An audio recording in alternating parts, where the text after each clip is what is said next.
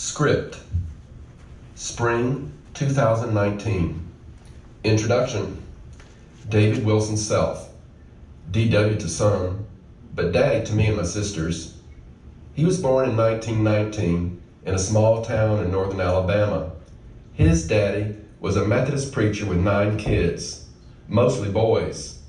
They moved to a new town every couple of years. Daddy would be 100 years old this year.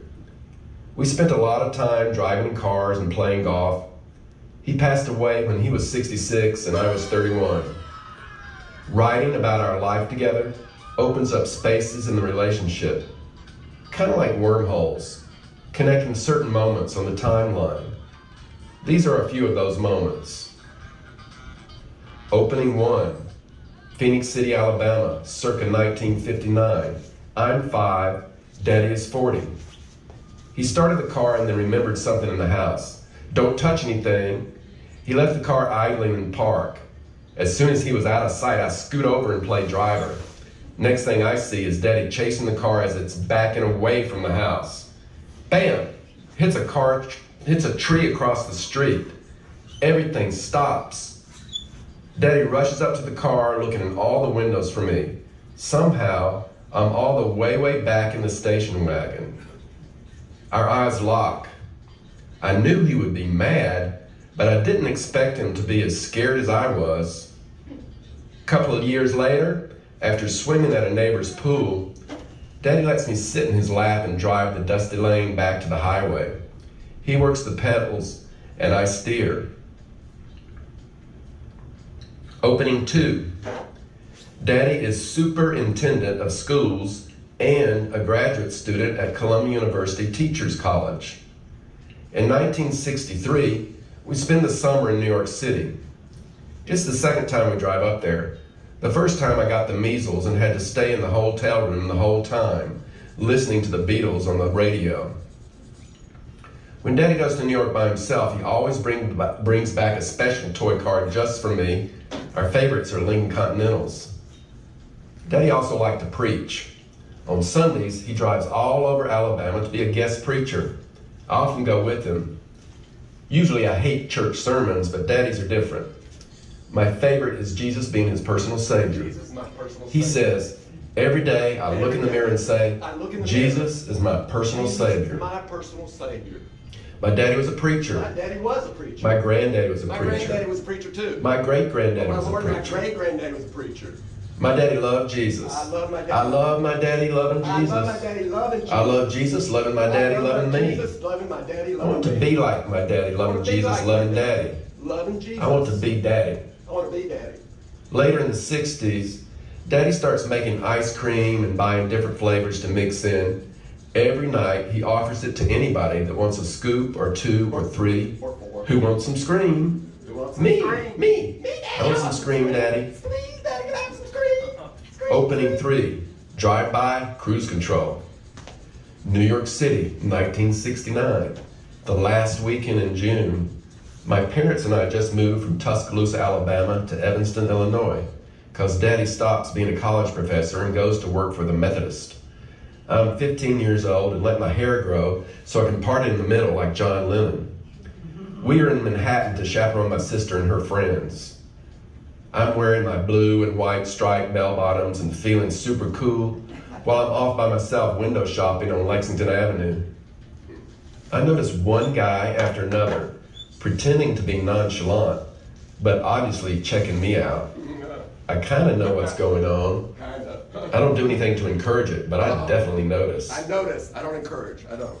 The next morning, I see headlines at newsstands all over Midtown. Drag queens riot in Greenwich Village. In the early hours of June 28, New York City police raided the Stonewall Inn, a Greenwich Village bar frequented by homosexuals. The raid sparked a riot among bar patrons and neighborhood residents as police hauled employees and patrons out of the bar. Wow. Wow. New York City is a whole other universe. Cruise control. Cruise control. Turns out that weekend was the beginning of Gay Pride, and that's why all the Gay Pride parades happen in the last week in June. Last week in June, Gay Pride. I also learned that Judy Garland died that day. Judy. I loved you. All the queens were resisting the usual raid and attacking the police with high heels, screaming, "Not tonight, honey, not tonight. Who wants some scream?" Scream. Woo! David.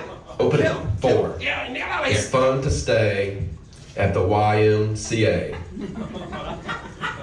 The year I turned 16, my hair is long enough to let it hang out the window and blow in the wind. Daddy wants my long hair to get cut. I ignore and resist. like a queen. Eventually, he drops it. Then in one of his sermons, he preaches about having a son who likes to let his hair blow out the car window. Blow in the wind. He goes with me to get my driver's license. Let's take I wear a short hair wig so the instructor will not discriminate against me for being a hippie. Can you believe it? Daddy doesn't say a word. He never said a word. June 1972, I'm 18 years old and graduated from high school. I've cut my hair to a medium length. It's still longish, but has more bounce.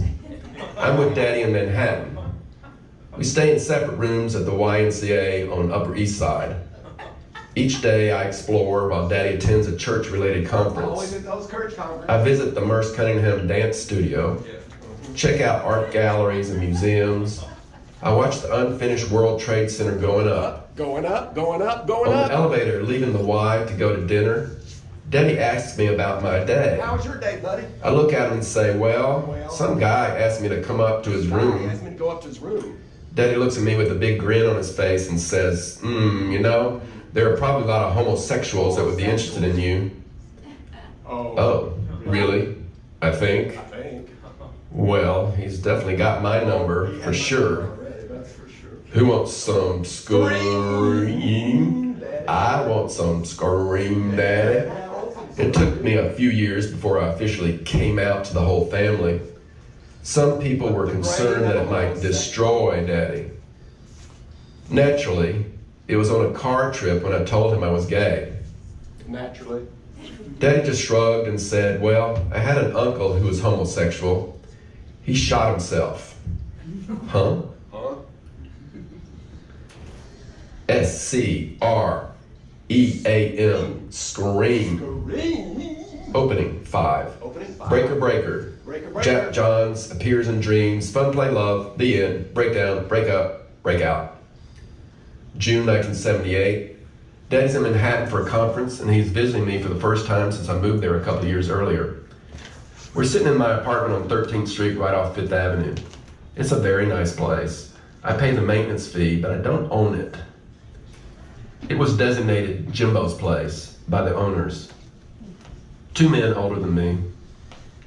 I'm sitting at the table with Daddy, attempting to explain to my biological father my very complex life and my older friend/lover.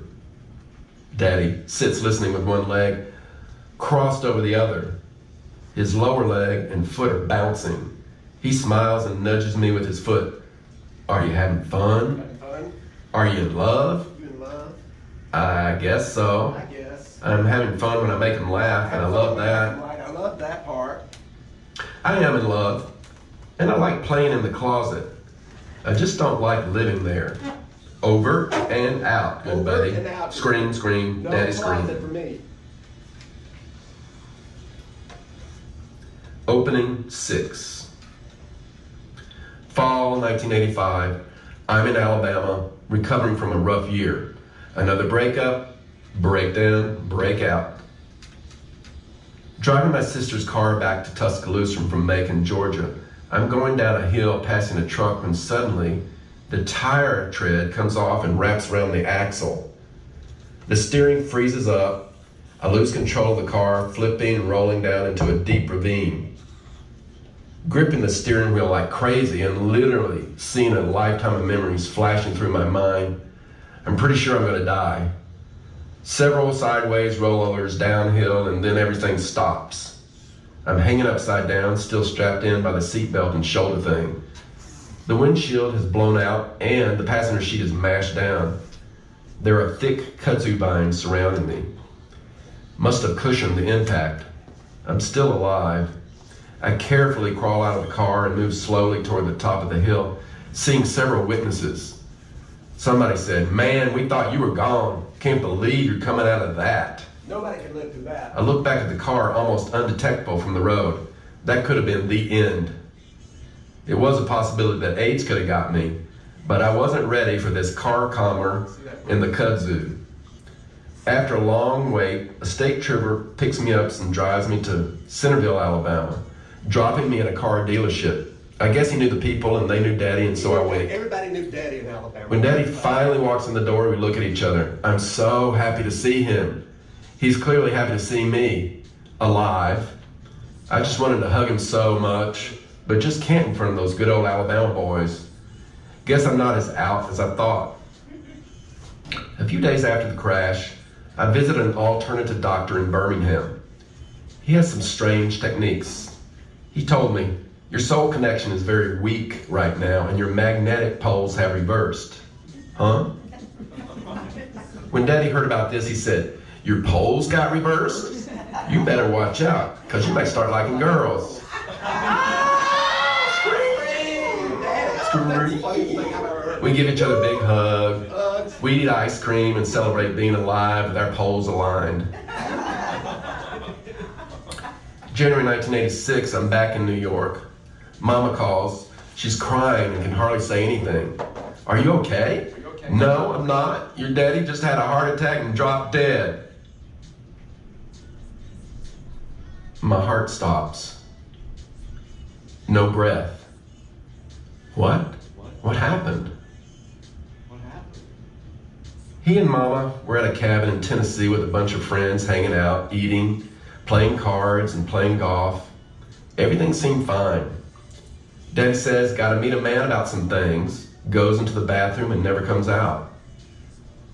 There's a video of him that day doing some stretches that I taught him for his sore back muscles. His hands on his hips doing circles. He's telling the story about my car wreck and weird treatment. Yeah, and he was hanging upside down in that car and his soul had left his body.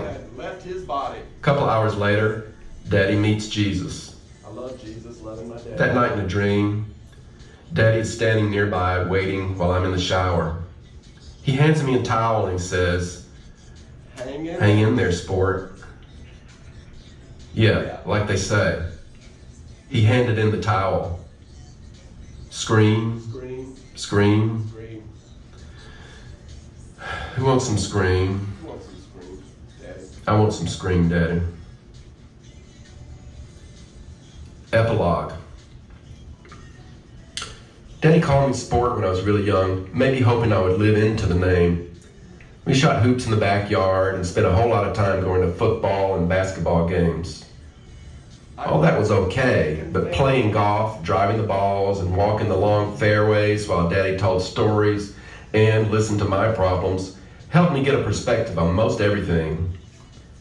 Looking over the years and time we had together, and since then, I see how much of him is in me and also how available he was for whatever his son brought to him. I love you, Daddy. Let's have some scream.